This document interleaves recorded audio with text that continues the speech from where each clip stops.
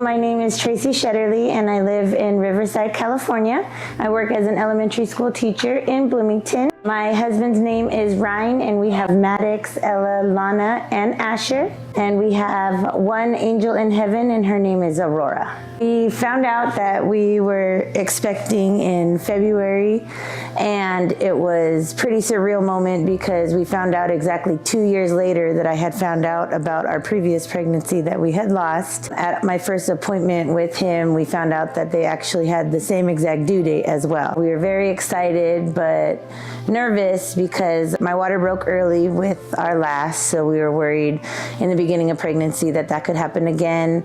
We went to a specialist appointment sometime in April, around 14 weeks, and I found out that I had a condition called placenta accreta and placenta previa, so that added new stress to the pregnancy. The way that the placenta had developed, it developed on my previous C-section scars and it attached to my uterus. We learned early on that there would be complications, and it happened to be that we found out about that the day we found out that we were having a boy. So it was the good with the bad. Something like that, they actually recommend termination per doctor, but Ryan and I, my husband, knew that wasn't something that was in the cards for us. We knew that we would have a long road throughout the pregnancy. Around 18 weeks, I saw another specialist in Loma Linda at Loma Linda University Medical Center, and the news got worse that my accreta was actually a condition called percreta, where it not only went through my uterus but had attached to my bladder. With bladder involvement, that brings on new complications and other things that could potentially happen. My family and I were actually in Huntington Beach at the time. It was July 3rd and we had a wonderful day at the beach, at the pool. That night, the kids were just settling, starting to go to sleep. I got up and I noticed some blood spotting on the bed, and I woke up the kids and my husband and told them that it was time to go because I had read stories that once you see that, you need to get to the hospital right away. We packed up the kids, packed up the car, and drove to Loma Linda. Ryan called the hospital on the way. They advised me to go to the nearest hospital, but I knew Loma Linda was where I wanted to be. They were ready for me when we got there. My in-laws came and picked up the kids, met us in the parking lot. We went up to the room and the bleeding kind of stopped, but right when I was changing into my gown, that's when I started hemorrhaging pretty badly. The doctors rushed in and they were getting all the forms ready. They wanted me to consent to deliver that day, and I was very hesitant because it was still in the 26-week zone at that time. They examined me and realized, okay, the bleeding had stopped, so they were comfortable with waiting longer. So they admitted me to the hospital on July 3rd and told me that I would be there until delivery. When the doctor told me that I could be delivering that day, I just felt like it was too soon. I was very nervous, very scared. 4 days after my first bleeding episode, I actually had another smaller one.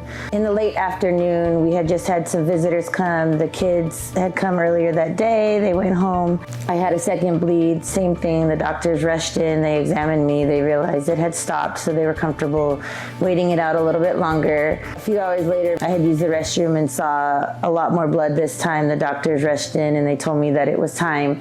So I remember panicking, grabbing my phone and calling Ryan because I didn't want the girls to come up into the room and see everything that was going on. They just grabbed my phone from me and wheeled me into the room that they were going to operate and essentially deliver Asher.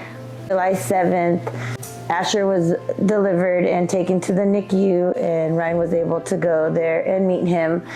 My story then took a turn, and the percreta had led to some complications. While they were detaching the placenta from my bladder, I started hemorrhaging, and they couldn't tell where the bleeding was coming from because I had delivered earlier than expected. They hadn't done all the full imaging yet, so they weren't exactly sure how bad my case was. So we had the team ready, but they just didn't have eyes in there the way that they had wanted to with different imaging that could have been done. With the bleeding, they had to keep stopping my surgeries.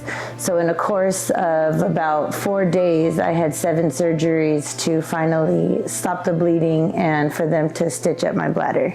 Throughout the course of my 7 surgeries, I learned that it took over 44 units of blood to save my life, and if it wasn't for the donations and the hospital being prepared with all of the blood and other blood products, I wouldn't be sitting here telling my story today with our son. When I heard how much blood I received, I didn't fully understand until you look and see a typical blood loss during a C-section. It was nowhere near that amount. I felt just overwhelmed with gratitude to all the people that had previously donated so that the blood would be readily available to me.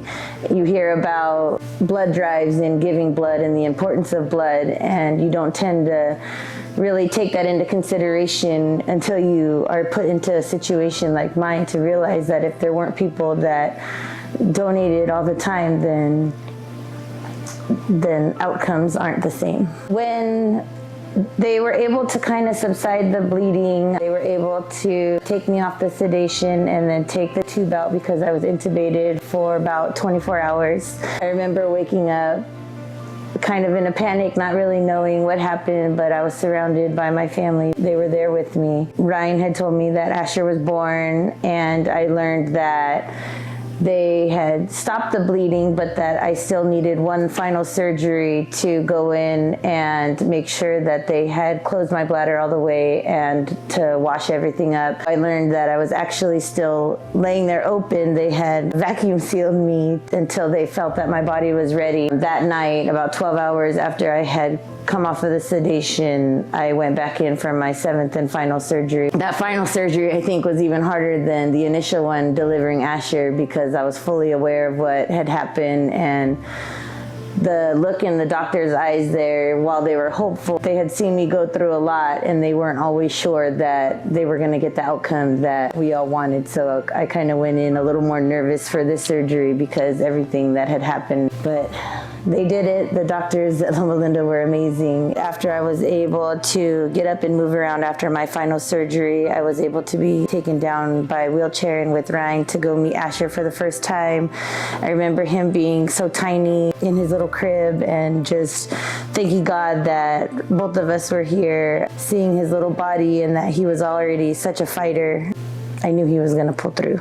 I had learned that while I was undergoing my surgeries that Asher had already had a blood transfusion. They felt that his levels were a little bit too low, so they did do a blood transfusion. And Asher had to stay at Loma Linda NICU for 102 days, and in the course of his 102 days, he did undergo 4 blood transfusions. You can see the days leading up to the blood transfusions, he would be so pale and you would just know that they were coming. After each blood transfusion, you could see things like really progress with his oxygen and other things that he needed to get out of there. We learned that his oxygen was doing well. They were able to take him off all of the oxygen support, and once he learned to eat, then they say they can release him and take him home. So that was his last feed. We got word 24 hours in advance that he would be coming home, and so we gathered all of our family here and we all went to the hospital to go pick him up. The nurses played a graduation song for him as he walked down the hallway with us, and all of our family there to just welcome him home. Knowing that the donation of blood by strangers saved my life is just kind of a surreal feeling. You don't necessarily think of the importance of donating blood, but it truly is the reason why my son and I am here. If I could meet the people that donated blood to give to me, I would just tell them thank you from the bottom of my heart. I'm able to be here today, to be the mother to my children, the wife to my husband, the daughter to my parents. If you're ever thinking about donating blood, please go out there and donate and spread the word to your friends and family to also donate, because you never know how many lives you can be saving just by your donations.